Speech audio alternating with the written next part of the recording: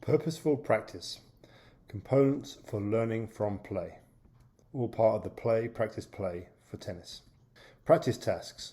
In this you need planning to set up the environment, presentation of those tasks, progressions that the tasks develop to encourage the practice of the skill and the tactical concepts, and then a process by which you as the instructor would give feedback and guide the learning going from a game practice back to a game. So movement tasks.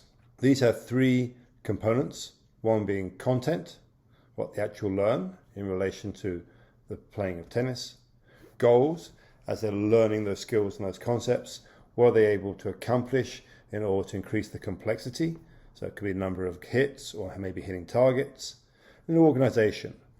How do you set up the learning space, group the students, get the equipment, what roles do the players have in their tasks. When you're planning, you're thinking about how you're setting up the environment, the courts, the space to maximize participation for the players.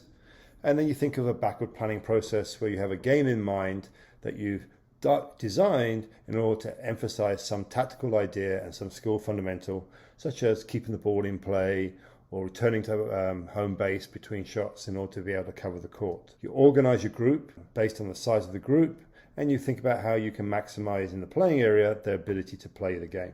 And then you design the setups for the different games and the practices that you're going to do. And then from that, you develop practices that have a progressive nature to them that start off simply and then gradually lead the way back to the game. And then you complete your lesson plan with 5 phases and learning intents that you describe at the end of planning. So here are the 5 phases. A typical lesson plan will look something like this, with diagrams and instructions to set up. You have a meet and greet and set up the equipment, get everything organized. A warm-up based on the target game, so the sort of warm-up warms their body up, but also gets them thinking about the idea that's happening in the game. You get them into teams, so they're ready to play the target game, and you have ability of rotating the players around, so they play many people. And then you devise a practice that helps them play the game better. So basically you take out whatever the activity, from the activity, a skill that you think is needed, and then you work in how to develop that skill. Then you return back to the game with tactical questions, adaptation scoring to make it close, and so that then that means that the skill gets triggered by the tactical ideas in the game. And then your closure, you wrap up, there's a clean up, there's a review of what's been learnt, then there's what's going to be happening in the next class. Whenever you do tasks, you have to think about how you're going to present from those lesson plans. So how do you get that content across? How do you make sure the goals and organization are effective? And you basically manage the time well. So first of all, in your game and your task setup, you think about how you're going to show the game with simple rules based on this. This is the aim, keep the ball in the court as long as you can. Here's how you start. Here's any in-play rules. You'll have to self-rally. Here's how you score. As a pair, if you get 6 balls in a row, you score a point for your team. So you have a sort of a clear outline of what the game's about. Management of the group into teams is critical. Make sure they're even teams. And then questions that help connect the skill practice to the tactical concepts. So that, in the game, what do you notice that you're running backwards all the time? How could you prepare before the ball comes over the net? Recover back to home base. When you're going to set up a demo, how you're going to locate the learners to see that demo clearly. And then you set learners in the organizational tasks, how to locate in the space, the equipment roles they're going to do. All of that is setting up a task presentation, but then in the guidelines from RINC, here is that you have to make sure the information is very accurate and appropriate for the age. You demonstrate it so students can perform it. You organize, your demonstration is set up the same way you're going to organize it for the practice. You have clear criteria for success and the cues that they're looking for and what they can do. If they succeed, then it gets more an extended practice, more challenging. Information is emphasized. As you can see in some of the videos on the site, how those skill cues are emphasized in the demonstration.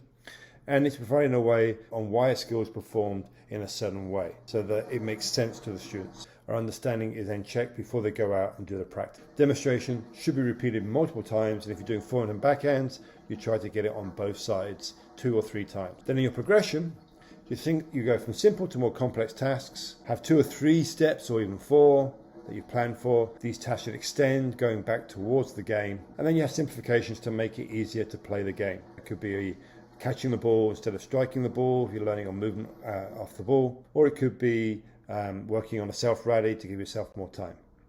When you do your practice progression, here's sort of a model, how you put those things together. And the idea of informing tasks sets it up. And then the refining tasks are really the cues of how to do that well. And then as the students are engaging, and the learners are engaging in the task, you can extend it for some who find it easy, or you can simplify it for those who are being challenged. But when you're extending it, you're always going back towards the application game, so it completely makes sense. When the students are out there practicing, then you're observing. And so from your first step, you're always scanning to make sure when you've sent them out, it's safe, the spacing's good, and they're on task. And then once you've got that, you're still scanning and you're thinking each time, do I need to give feedback? Do I need to clarify how the task works?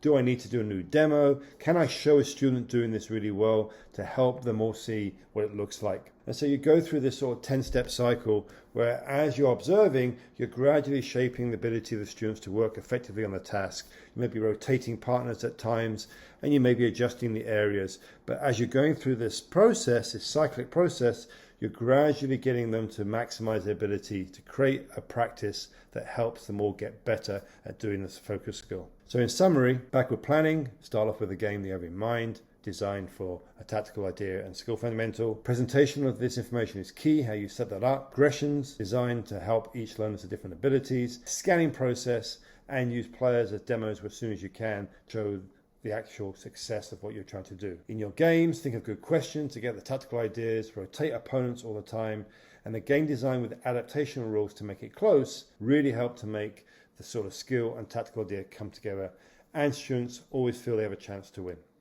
Thank you for listening.